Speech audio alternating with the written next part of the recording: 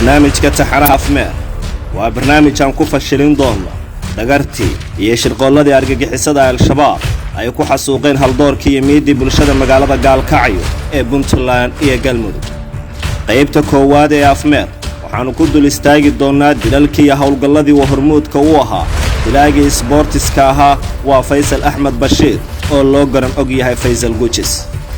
waxa uu horjooga u ahaa koox ka kooban 5 dila oo 2008 ka howlbilowday xaafadda Israac walow ay garsoorna dilalka geysteen.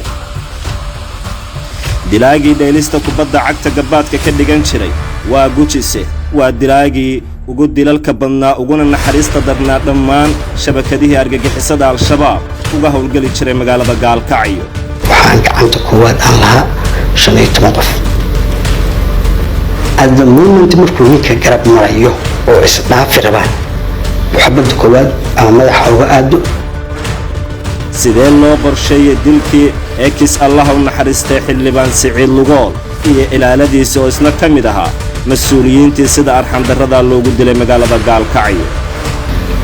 wuxuu dhuftay madaxa xabadda koowaad markuu madaxa uga dhuftay at the moment go'aanka aan qaadanay waxay xabadda marka aan bilaabo staafka qorigiisa kor u qaaday. allah u naxariistay Dudu Yuusuf Jiile isuduwihii wasaaradda haweenka gobolka Mudug ahayna ayadiis dhashay adeeradii ayuu gacantiisa ku dilay. sidee loo soo qorsheeyay allah u naxariistay dilkii Dudu Yuusuf waxay markaan dilnay galab rabadaan waxay ku tobankii 49 daqiiqo.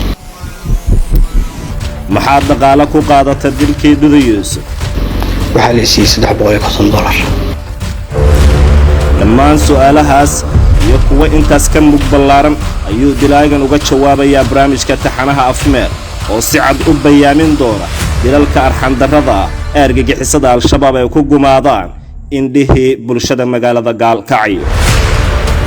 6 bisha May sanadda 2021 habeenimada ay soo galaysa Jimcuhu saacadda geeska Afrikada barina ay ku beegan tahay 8 fiidnimo ayaa daawan doontaan qaybta koowaad ee barnaamijka afmeer oo waayihiisii dilalka iyo shirqoollada arxan darrada ah uu uga warramayo dilaagii isboortiska ahaa Faysal Gujis.